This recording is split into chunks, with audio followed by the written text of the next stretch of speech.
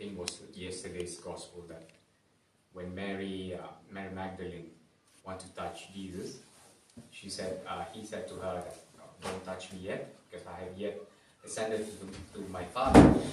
And he said, well, go and announce to my brothers that to announce this the joy of this resurrection. And well, this is basically why we send here to share. Also, if we have a chance after, we will say that why we are here to announce to you that Christ has risen. Not only because the church told us that Christ has risen, but we have experiences in our life that Christ exists. Christ is truly risen. And I will sing this song.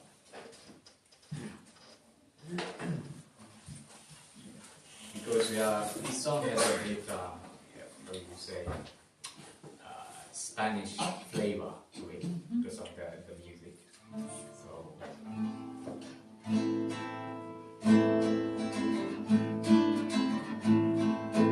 Go and announce to my brothers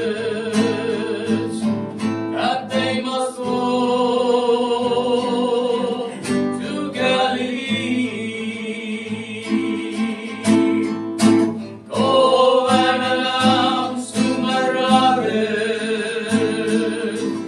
that they must go to Galilee. There they will see me. There they will see me. The disciples went to Galilee, to the mountains that Jesus had shown them. When they saw him, they worshiped, they adored him.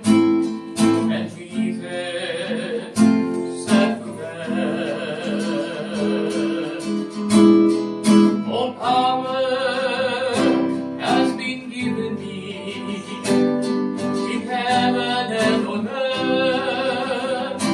Go therefore and make disciples of all people, baptizing them in the name of the Father and of the Son and of the Holy Spirit, and teaching them to observe all that I've commanded you.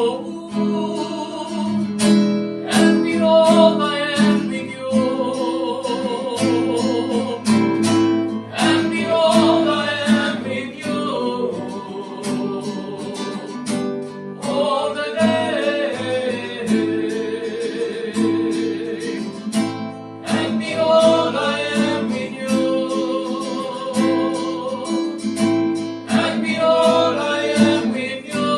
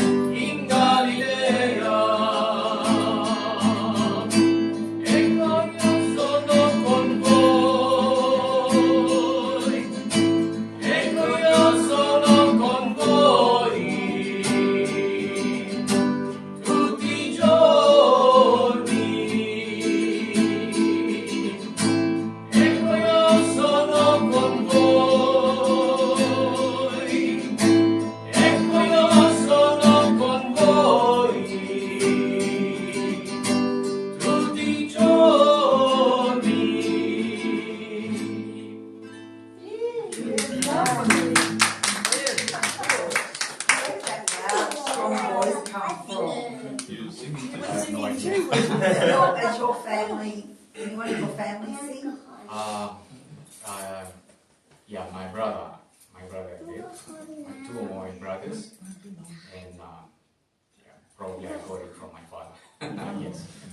The beautiful voice, absolutely. Do you know anything Latin? Hmm? Do you know any, say, part of the Mass in Latin, like the Credo or the Gloria? I know the part bilingua. Oh, yes, please. Some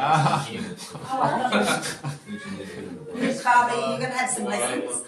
I think now we've been spoiled, you're going to have to, Sing the Canto Lingua.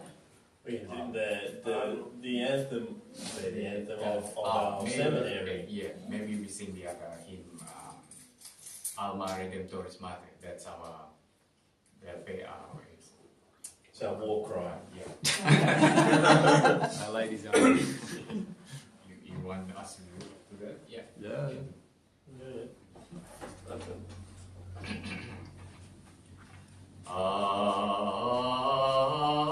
Alma Redemptoris Mater, que per via celi porta manes, estella maris, succurre cadenti, surgere qui curat popolo, tuque genuisti, natura mirante, tum sanctum genitore, Virgo prius ac posterius, Gabrielis amore, sumens illurare, peccatorum miserere. Beautiful.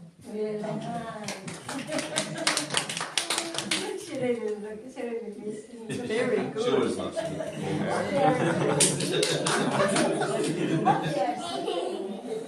I think a good man's singing voice is the best. That's the I best. wonder if they could sing something I have for a the friend little who's- girls. Can you sing something for the little girls? She was invited to play the Seminarian Easter. She's not Catholic herself. She said she heard the atmosphere and that just convinced her. Oh, it's your favourite song, yeah? Yeah.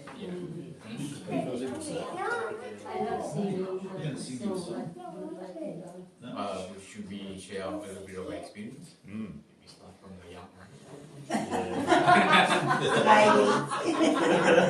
Youngest one to talk. My name is Giuseppe. I'm from Sydney, but originally from Italy. My family came to Perth in 2001 because my parents decided to give this life to the mission of spreading the good news, and so they went to a meeting in Rome, kind of like how they got sent, where they put their names in a basket, and they got Perth as well, and they were like, where the hell is Perth? It doesn't sound like a place. They thought it was like some country town or something. But yeah, my dad was he was a construction manager in Italy. He was a builder, and he had he had a good business going. He was very much well off. But yeah, there were some problems in my parents' marriage, and they realized that they should that they felt a calling to go overseas and to give their life for this mission, and so they left everything. They already had 8 children by then. I was the smallest,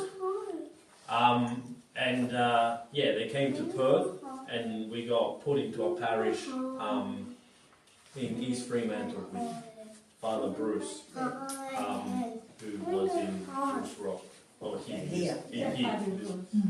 Bruce Jones. yeah, he helped our family a lot. If it weren't for him, we would have struggled a lot getting used to, because we didn't know English. We knew some people from the church that we're a part of, and then the seminary needed a chapel to be built, and my dad helped out with that.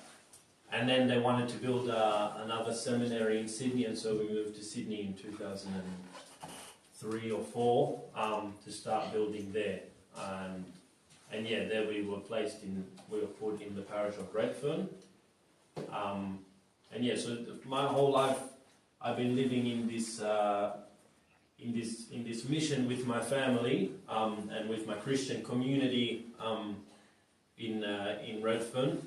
And really I can see how God has very much worked in my life. The fact that I'm still alive for me is a big sign that really that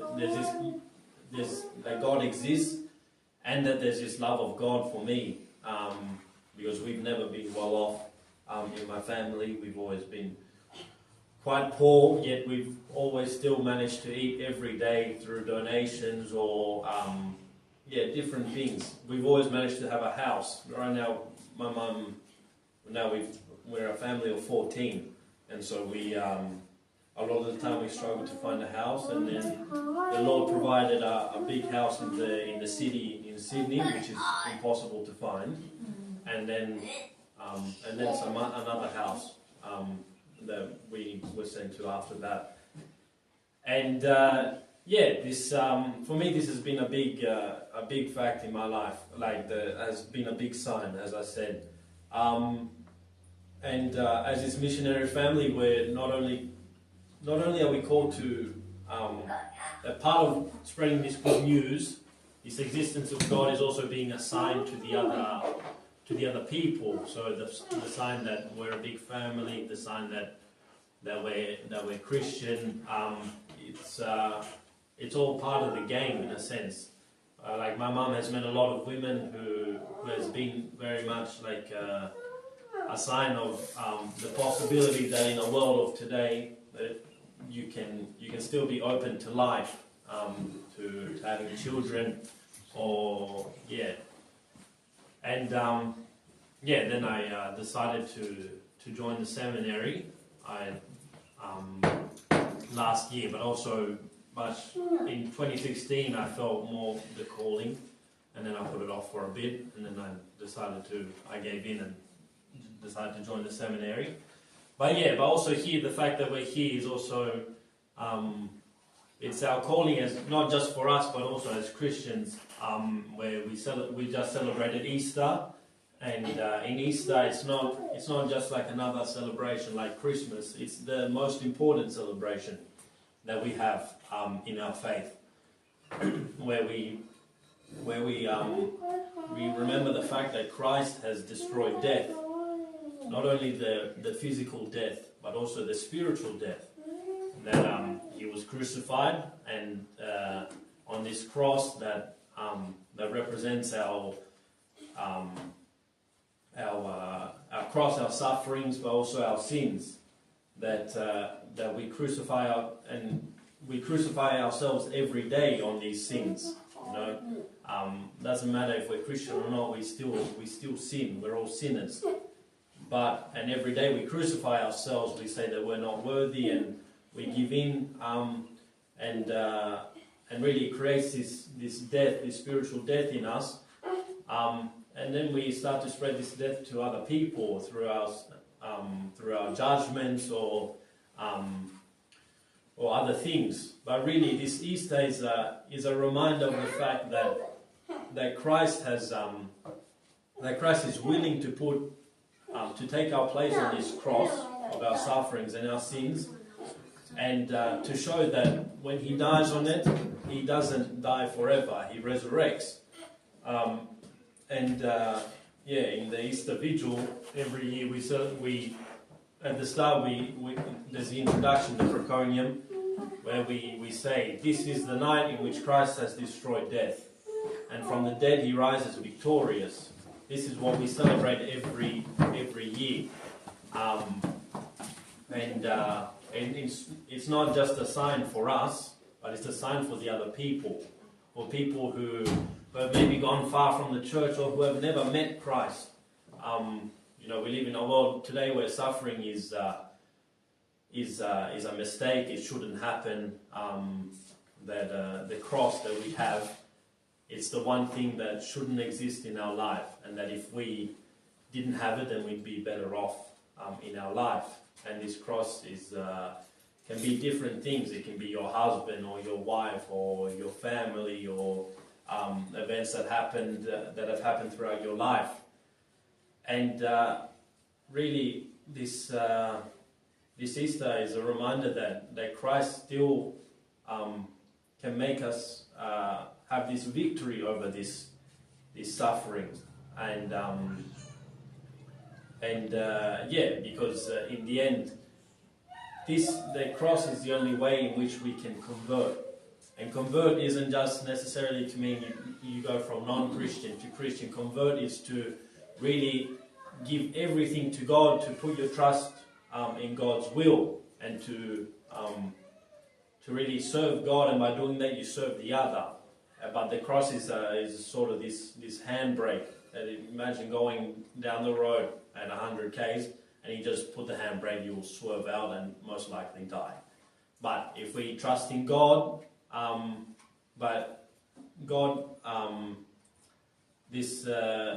God wants us to have life, and really through this suffering we're able to have this conversion, and most importantly is to spread it to the other people. And that's about it.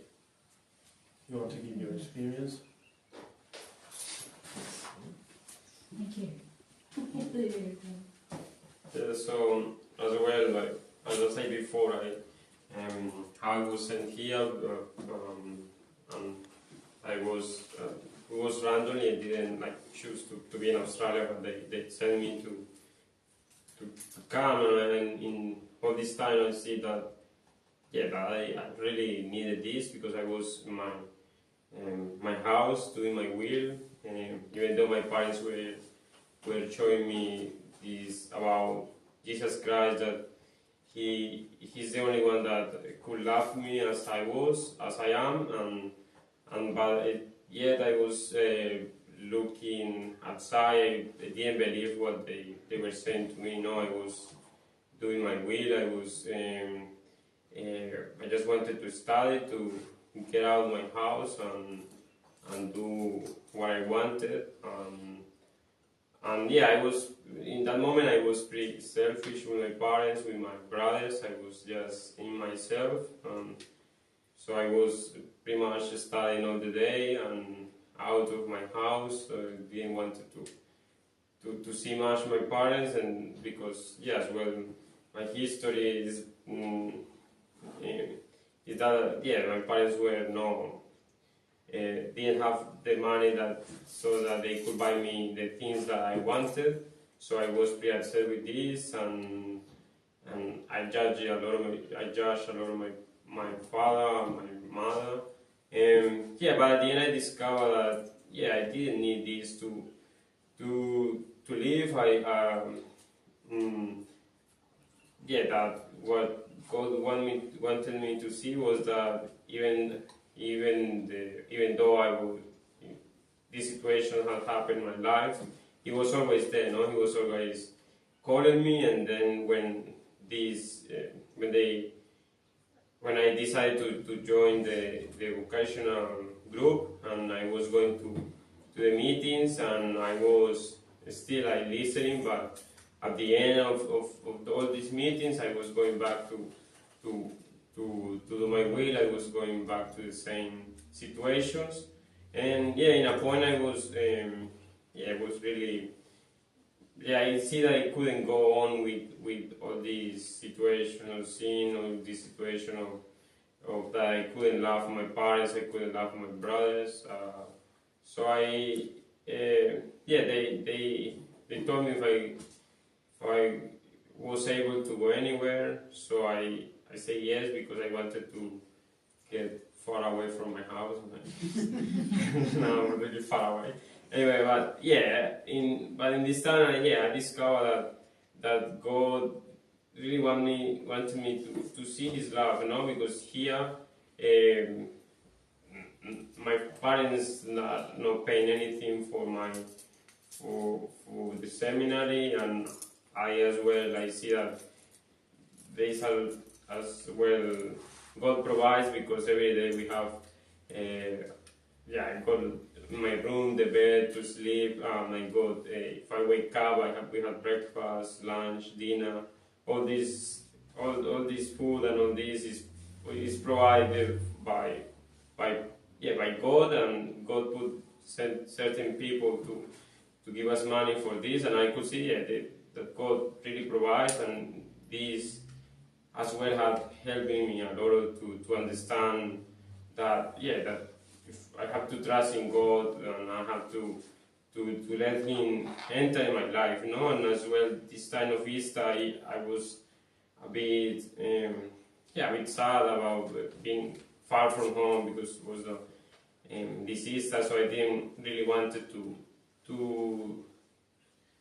be in this Easter, but at the end of the Pascal video, I could see that all these sadness, all these feelings that I have towards this situation changed, Like I could really see that this risen Christ passed that night and helped me to see differently this situation,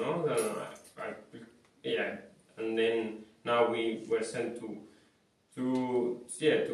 Bruce Rock and to share this joy of the risen Christ, and I could see that this joy is in me to announce this joy, to announce that Jesus Christ has risen, and that I really could say that how He has helped me in this Easter. So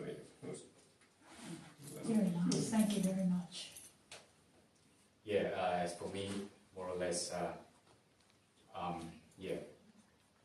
the same experience, and pretty much, what Giuseppe was saying is with the reason we are here to share this with you, this joy of Easter, because really Christ has this victory over death, and victory over our all of us have our own death, the things that make us suffer. And then I was a bit in the same situation in the gospel today when Father Matthew in his homily said about these two disciples on the way to Emmaus, how they were downcast, and Jesus Christ was there, but they didn't recognize Him. My life was pretty much like that. All my life I was a bit downcast, because I thought that Christ, I have this idea of God, like the disciples, that God has to fix my life according to what I want, fix my problem. So this is how, before I joined seminary, and this is how I think. And before, my life was like this, and long story short, I'm a person that lost in the world. I lost in the world in the sense that I was looking for happiness, and I look for happiness in other things, not in God, but in the worldly things. And like I look in, especially with money, because I was born in a pretty much with families with a lot of difficulties, especially with financial difficulties. So at a very young age, I started to think that if I grow up, I want to become a businessman. I want to make money and more money and more money. And I did that. I did that. I built my own company, and then I make money, and then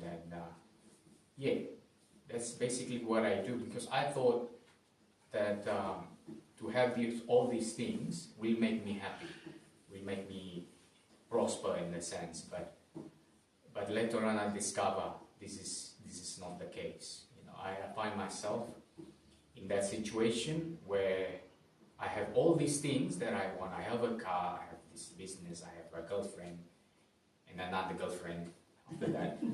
I thought all this will make me happy, but in the sense I found myself, I discovered that I have a huge void here in my heart that I don't feel happy at all. And then apart from that, I was trapped in this cycle of, you know, in the business, because I'm very workaholic in the sense that I was, basically at that time, God is money, is this.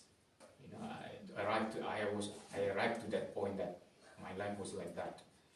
And I discovered that I was not happy at all, and then my relationship with the other was very superficial. Even with my family, I become stingy. You know, what stingy means, like it's very hard to reach my pocket to give to the others. Short arms and long pockets. That's the word. Because I discovered that I'm like this, and then I couldn't take it anymore. I couldn't take it anymore. Like I don't know how long I have been living like that. But in the point of where I was in that pit, in that hole, you know, I discovered that the Lord has mercy on me, and He never abandoned me. Because I thought, you know, I was in that situation. I was also in some sort of sin. I thought, well, God doesn't love me anymore. God has abandoned me. But it's not true. That is the moment that God has shown His mercy on me through other people, to my family, to my friends, to the church especially, to the priest, that they keep encouraging me, help me to lift me up, and through this community that we have been working, the New Catechumenal Way, that helps me, that accept me as I am, you know, that in my situation. And little by little, I was able to to get on my feet again, because I was at a point where I don't know what to do with my life. And also, God helps me to come out from this situation, because when I was considering whether, because they asked me to go to the same vocational meeting, and I was reluctant to do it, but I went anyway. So that time when they did the vocational calling, it's like, who wants to become this missionary priest? I went to the stage. I mean, I went in front of the bishop, not with the intention here I want to become a priest or to enter the seminary. No, not at all. I came in front because I was frustrated with my life. You know, I said to God, I was kneeling there. I said, Lord, what do you want from me? What do you want me to do? Show me a sign. So I came back home. I do my life as usual. But I think a couple of months later, something happened. A band of thieves came into the shop. I have a little, one of the shops. I came in there, and basically they ransacked the shop. They took everything, and then from that moment, my business started going down. And by the end of it, I discovered, because I asked God for a sign. Well, that was it. That's the sign. So I said, well, I surrender God. Yes, I do what you want. I mean, that's your will. Then I will go to the seminary. Also, that's how I end up in the seminary. Also, I end up here in Australia, like we explained before, that we are chosen at random. And also in the seminary, I discovered another love. I mean, the love of God as well, like through the person of the formator, Father Michael Moore, the vice rector, and also the seminarians, and also how God helps me to go through many things, the language barrier. I came here with very little English. Also with the studies is like for me, like to learn, especially philosophy and theology. Philosophy most of all, like it's like learn something in Arabic. It's another language. Most of us, all of us struggles with that. But I could see the hand of God is guiding me to go through all these things. And most of all, like Sebastian was saying, the seminary, the Redemptorist Seminary, we live in Providence. We don't have any source of income. So we depend a lot on our benefactor that provided us with donations and stuff. And never single day that we didn't eat. We always had something, and we are grateful with that and we have been living like this for the last 30 years since the beginning of the seminary, and that's another a great sign that the Lord has shown me that through the life in the seminary. And also today I'm still here. Also, this is the grace of God, because I could say to Father Michael, this is not the life that I want to go home. We always have that freedom.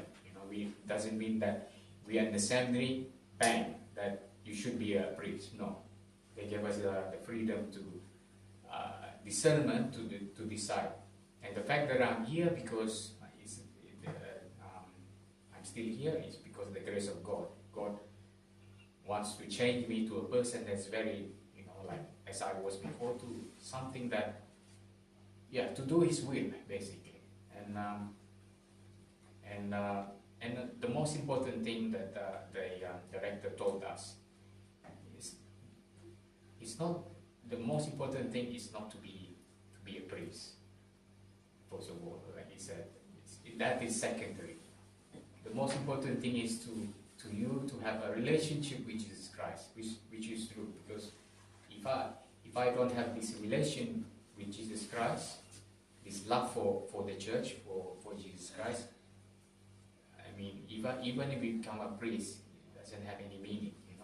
It's always this relationship that I could see all this, that God has triumphed over my own suffering, my inability to be this selfishness that I have, inability to be generous to the other.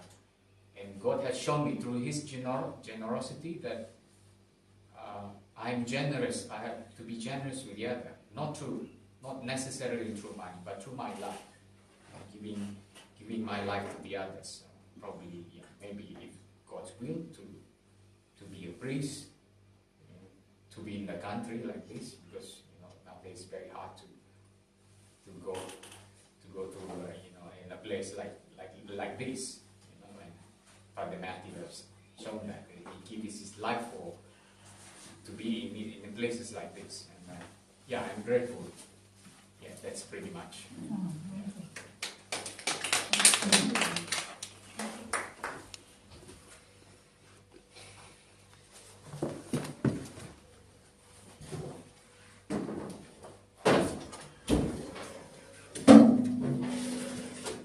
It's been a delight to have you come here to Narembeen. We were in Bruce Rock together yesterday, but we do have the 3 churches in our parish here, so it's great that you were able to make it down this way as well.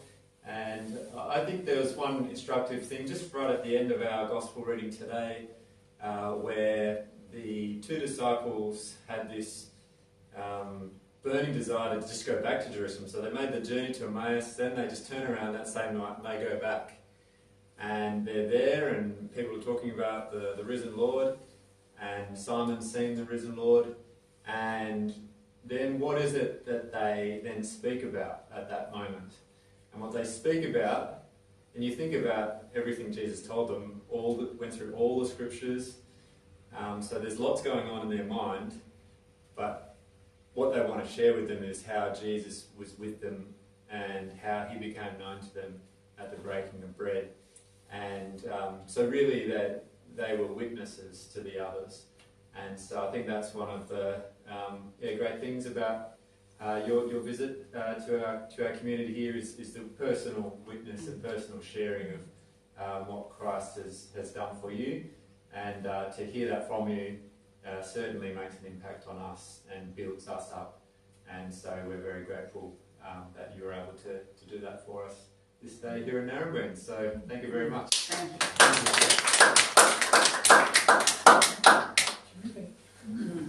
Thank you for having us as well. It's a pleasure. Absolute pleasure. It's just beautiful. How we let